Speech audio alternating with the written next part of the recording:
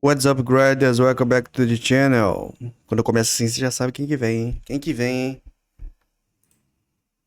Evil Dia, meus amigos.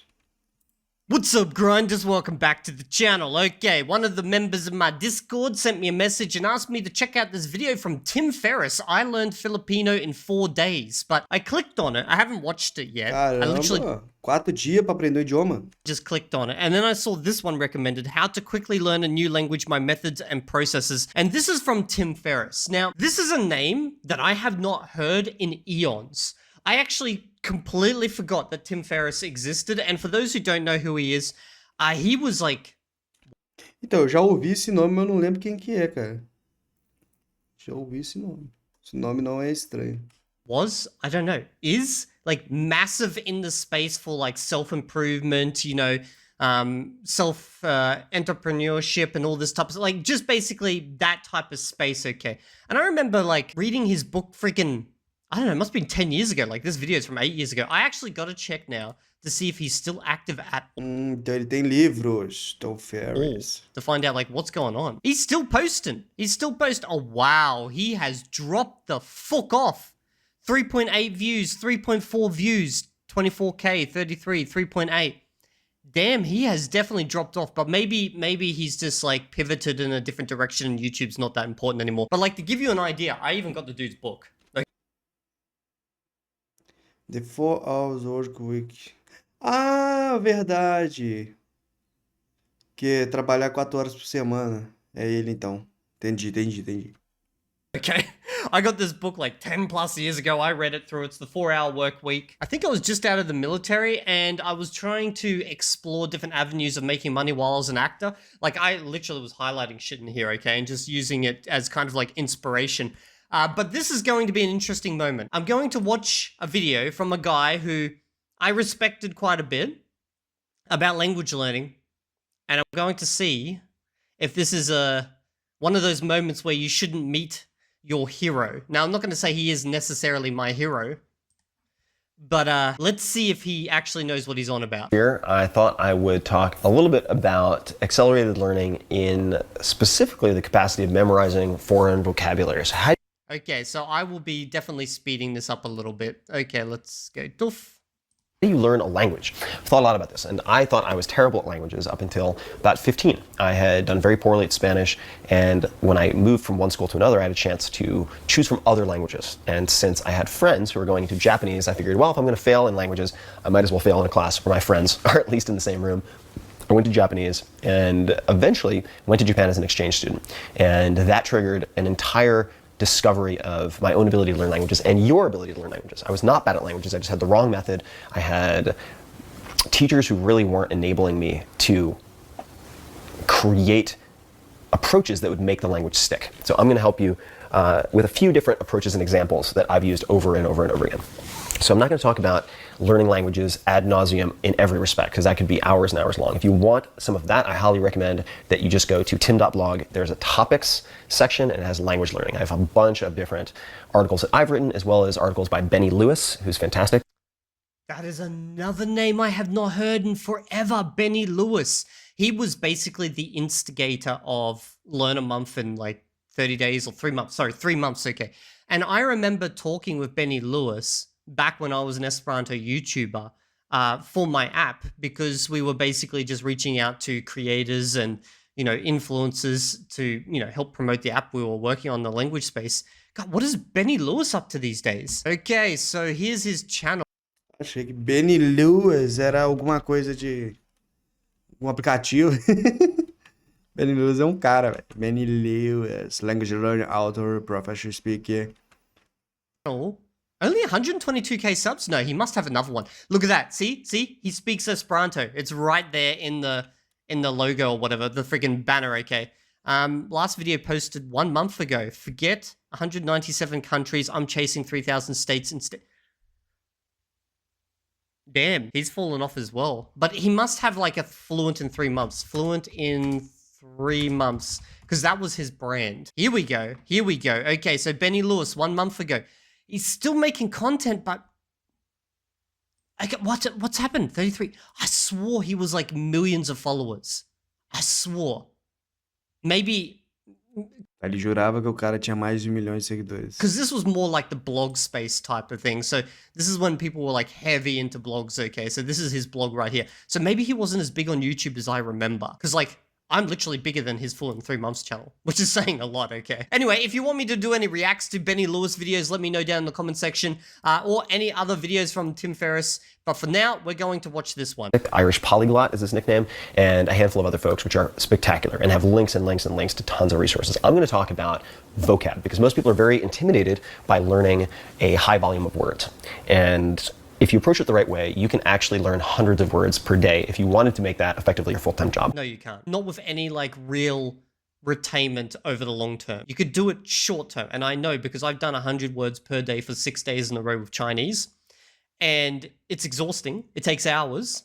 Your Anki reviews build up. You could use mnemonics. It doesn't matter. But what happens is you rapidly lose all that really, really quickly. So you can kind of do, if it is your full-time job, 100, maybe more words a day, you know, depending on the person and your endurance level. But when people start talking about hundreds of words a day, nah. And by the way, when I'm also saying you're learning those words, it's more learning to recognize. You don't actually learn how to produce all those words, hundreds of words a day. You just learn to recognize, like passively recognize in context. If you want to make it just a part-time gig, you can still learn 10 to 100 words per day if you really make an effort of it. And if you do that, you don't have to learn 100,000 words. To be functionally conversationally fluent in a given language, meaning you can hold a long conversation, you really only need about 2,000 words. Nope. Okay. So we're already starting to fall into the traditional territory of saying you only need 2K words. Ele tá falando com 2.000 palavras, você consegue falar fluentemente. 2K words gets you the basic structure of the language. It does not get you the core components of the conversation. However, I know why people say this, because with Spanish, it probably works, because the rest of the words in Spanish, as long as you got those 2K ones, you're able to recognize those via cognates in English and possibly other languages. So Spanish, you can get away with this. But with Chinese, for example, there's no way in hell you're getting away with this.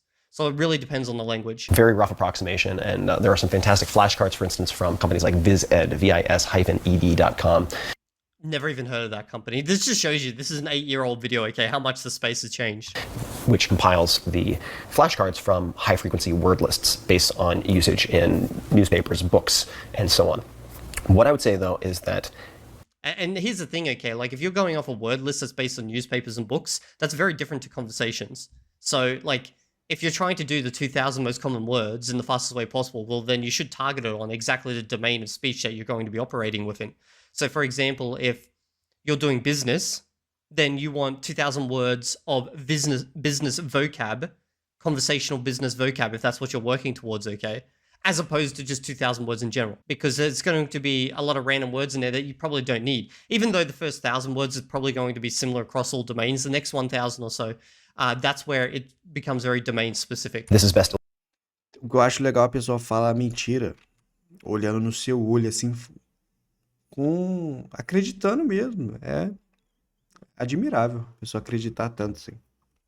Illustrated by example. So rather than rote, i.e. the repetition of this in English is this in Spanish, this in English is this in Spanish, and just hoping that that is going to gain a foothold in your mind. Let's just say cow and vaca, V-A-C-A. All right, so vaca is cow, vaca, cow, etc. How would you remember this? That caught me off guard there because I was expecting baka. We are highly visually adapted. We are evolved to be very visually acute, and we are driven that way, and our memory is highly tagged and cued by any type of imagery. So what I would suggest in such a case is that you use something that has been nicknamed the link word mnemonic. There are other ways to label it. Really all this entails creating a link between the words that is image-based. So if we have a word like vaca, and I would encourage you when you're first learning vocab to the extent possible not to fixate on the spelling because it can throw you off. Vaca, what does that sound like? Vacuum, maybe. All right, so what could you imagine? You could imagine cow, because you want to use the Q in English, because if you can recall the Spanish, let's say, in this case from English, you can always recognize the Spanish, but not vice versa, which is why if you're looking in a book and it has, say, the Spanish terms listed first and then the English terms listed, I wouldn't use it. I would switch the order. So I would even use a piece of paper potentially to cover up the Spanish and only use the English as a cue, as your native language. So vaca. Let's imagine that there is a cow and it has a really oddly shaped head that looks like the end of a vacuum and it's sucking up the grass on the ground. All right? So it's cow. I should probably not be listening to this just because it's now going to inject an image into my brain between Baka and Cal. For Spanish, okay? It doesn't really matter. I'm way past that point. But like, the reason I'm pointing that out is because these things do help you to recall words, but you have to step through these stories, and it creates kind of an intermediary that can sometimes really delay the acquisition of the word. And there are points where if you don't utilize that word then immediately and quite a bit, then only the story sticks and you start to lose even though what it was connected to, you know, like the sound. So you'll be like, oh, you might actually do something like, oh, okay, so it's like a vacuum cleaner cow. So it's a vacuum. Yeah, vacuum cleaner. See, like you could instantly lead yourself astray by doing this. With a head like a vacuum sucking up grass. Cow, vacuum, vaca. All right? That would be a very simple example. Other approaches you Tá ensinando sobre mnemônicos. take. Não faço ideia. Já ouvi falar, mas eu nunca tentei estudar sobre mnemônico. Não sei se faz sentido. Palácio da Memória tem alguma coisa parecida com isso? Which are a little more flexible, but more or less the same thing. If you have something much more complicated, so let's say you have Mas eu sei que são técnicas de decoração. Decoração? De decorar, pô. a term like momaku hakuri. Momaku hakuri is detached retina in Japanese. So number one, you Let me know down in the comment section how good his Japanese is. I don't speak Japanese yet. have something that's a lot longer. Momaku hakuri. All right, the hell does that sound like in English? Not a whole lot. It's also something a little more complex, detached retina. And what you realize quickly is that you generally just need a cue, which is why, for instance, you'll see a higher hit rate on the Wheel of Fortune if you give people the first few letters than, say, the last few letters. So taking that as analogy, the way we would work with that is momaku hakuri. What does the first part sound like? Momaku, moma, MoMA. Okay, maybe it sounds like the MoMA. So you live in a place like San Francisco, New York, and the Museum of Modern Art. So it sounds like the MoMA. All right, well, you could imagine then people walking into the MoMA, looking at displays and just having their eyeballs blow out of their heads, okay? So just imagine a bunch of people walking into the MoMA and getting detached retinas because their eyeballs blow out of their heads and like splatter the paintings. Agora eu entendi que ele previu ou ele premeditou. Eu não sei o que é predicted. Na verdade eu sei. É prever. Predict. He predicted Michael Apple Polyglot 8 years ago. All right, and then that, because you have MoMA, there's a decent chance that you will then remember Momaku Hakuri. And in the case of, say, Japanese, you have the characters which you would learn later, and it So basically, this just sounds very similar to what Michaela's now harping on about today. For those who don't know, he's basically the new Tim Ferriss in a lot of ways when it comes to this type of language learning method, promoting this online. This sounds intuitive. It sounds like it's good and it works. I have tried this. The problem is, once you start getting hundreds of these mini stories in your head, you start mixing them up. There's only so much you can really shove in there at one point, okay, without just resulting in straight up drilling. Because you actually get to the point where then you start to have to drill these stories, which is like drilling the intermediary as opposed to the end goal. So realistically, yeah, you could probably do, let's say 100, 200, maybe more of these in a day, but you're going to be drilling them. You might as well just drill the words straight up. And like, maybe for the real troublesome ones, do this. But if you're doing this for every word, bro, that's just a bad idea. You're going to have so many stories floating around your head. becomes even easier because you will be breaking that word into Momaku Hakuri, into a few characters, okay? If you are learning, so that is how you would tackle, say, something that's slightly more complex in terms of a longer word, for instance. If you are learning a tonal language, such as Mandarin, so I've studied Oh, here we go. Mandarin and spent time in China at two universities. How should you learn tones? That is, of course, I want to hear him speak some Mandarin. part of learning the vocabulary. This is something that just slaughters a lot of students of Chinese, particularly Quando ele falar de chinês é porque o Evil Dia também sabe. Então, vamos ver se é verdade. if they have lax teachers. So number one, you need merciless, hard-ass teachers because they will bludgeon you, and they should, into training your vocal cords to make the proper sound. I don't care how many times you hear something like yeshu, if you haven't developed the actual vocal cord ability, which is just like doing any type of stretching or strength training, you have to condition your throat to be able to make those sounds, you are SOL, you are shit out of luck. And if they He's right about this. But I wouldn't say this is just Chinese specific. This is all languages. You should really drill the sounds from the beginning of all languages. You don't reinforce that and force you to get it correct and train properly, you're going to do a lot of bad repetitions. And I met many students who, after 6 months of doing Chinese, had a ton of what they thought was great vocabulary. They went to China and nobody understood a thing they were saying. They had to This is so common in those videos where the like people say, "Oh, you know, I speak 6 languages," and then they give a demo of Chinese, and I'm listening to it, I don't understand it, I'm reading the subtitles, I look down the comment section, there's like a bunch of natives down there saying literally incomprehensible. Chinese is just the sounds are just more important. You can get away with a lot more in other languages, but with Chinese, it's just like you don't have that. start from scratch. So don't do that. Now we come down to choosing materials. And what I would say is that if possible, and this is an unpopular position, but you want to use a writing system in English, so the romanizing of, say, Chinese, that indicates the tone in the spelling. This is very controversial. So there's a system, for instance, called GR, which stands for 国语罗马字. And you would say have first tone in Chinese for 国, G-U-O. Then 国, second tone, which would be country, like 国语, country language, which is kind of a long story and will piss off His pronunciation is actually pretty good. a bunch of mainlanders, but that's okay. So 国, G-W-O. And then if I want to say 去过, so he has gone, I have gone, 过, fourth tone, G-U-O-H. This helps dramatically with memorization of vocab and specifically retaining the tones. The more popular system that is used in textbooks for Chinese, for Mandarin, certainly probably for Cantonese too, is pinyin. Pinyin is where you would have, say, this, 过, and then they would use a diacritical mark at the top to say 国, second tone. I know there's other systems out there, but I just use Pinyin. Like, Pra mim é a mesma coisa. Não it consigo ver works diferença. perfectly fine. Tone, or fourth tone, 过, with these funky little lines on the top and the bottom. Students do not remember that stuff, from all I can tell and everything I've seen. No, they're perfectly fine. Easy to remember. Like I don't understand.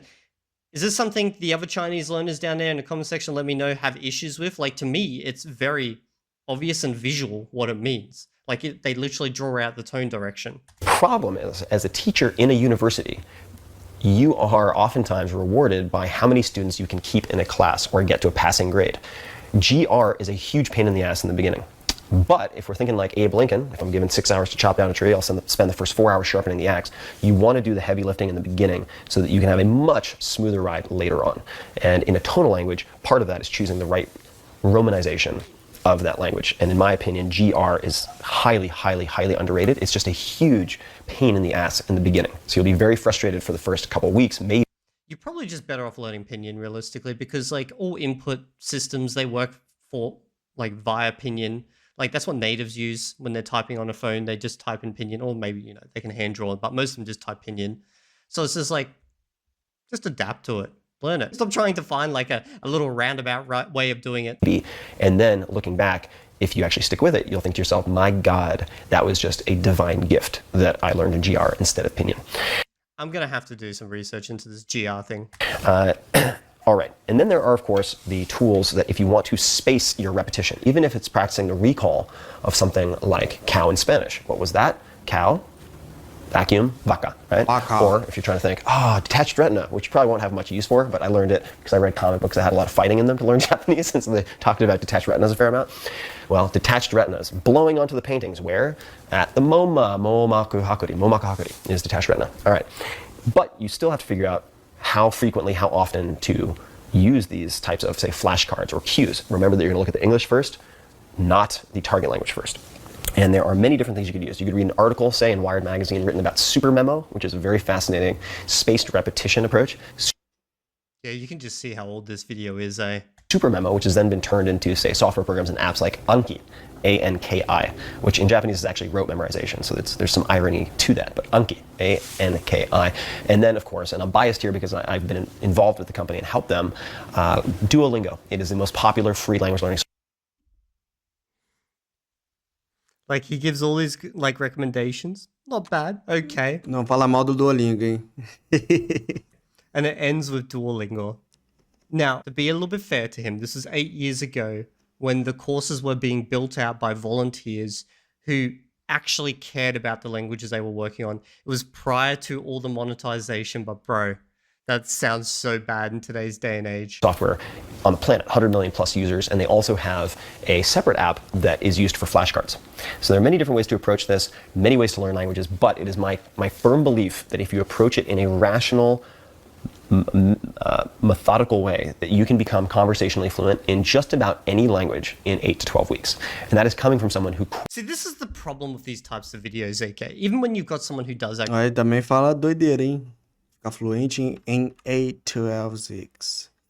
Em 8 a 12 semanas. Ficar fluente de conversação aí, fluente. Sem decorar, hein? Você decorou, mas fluente mesmo. Se eu colocar um falante nativo pra falar aqui com você, você vai saber responder as coisas e é isso aí, fluente. actually speak the language. They present some ideas that can work, depending, and then they become super hyperbolic by saying, okay, we take this basic concept idea, and then we stretch this to absolute insane limits, okay? And then we just slap on some random short time frame. Like, nothing's changed in the last 8 years about how these language influencers operate. Like, I give him credit. His Chinese sounds pretty good. E é assim que ganha seguidor, velho. Fala atrocidades e que dá uma falsa sensação, uma falsa expectativa para as pessoas e é isso. But I highly doubt he did that in 8 weeks. Wit gave up on Spanish for years and years and years. But now, having practiced with Chinese, Japanese, Spanish, Italian, Portuguese, Indonesian, i.e. Bahasa, I've played with and toyed with Turkish, Greek, all these languages for just a few weeks at a time for fun.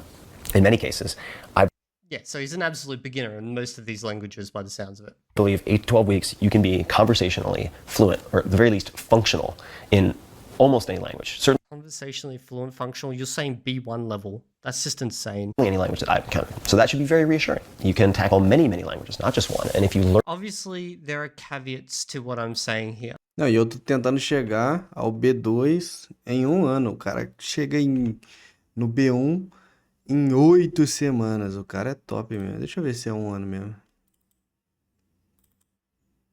Nem lembro. É, minha meta é B2, não é B1 não. O dele é B1.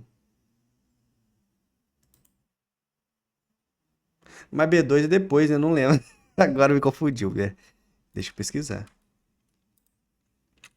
B1 é depois de B2?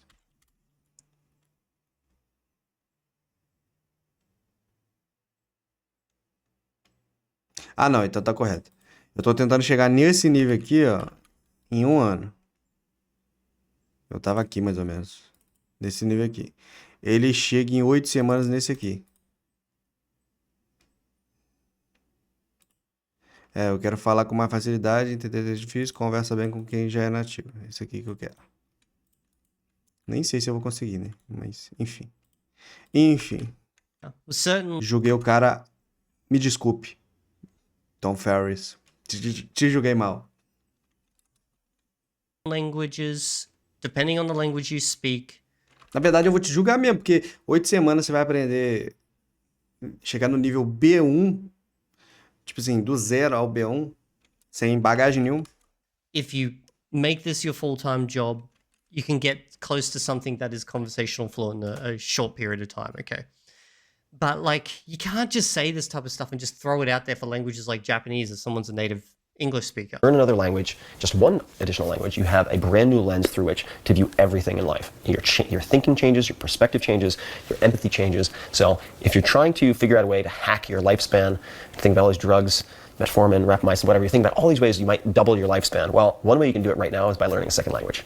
So, Godspeed, good luck. I hope that helps. And if you want more on mnemonic devices, certainly I wrote quite a bit about mnemonic devices and learning things like languages in the 4-Hour Chef, because it's actually a book on accelerated learning. There's also a fantastic book by, I believe the name is Higbee. I haven't read it in decades, Your Memory and How to Improve It. It's an excellent, excellent book on tactical and very concrete mnemonic devices that have been used for centuries that are very easy to implement.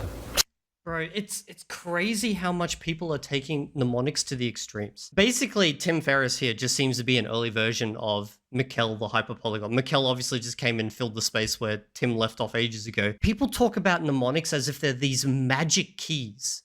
Like, I've used these things to there are instances where mnemonics can help a lot. An example is, okay, when I was an actor, you would use mnemonics to help memorize a monologue in a very short period of time.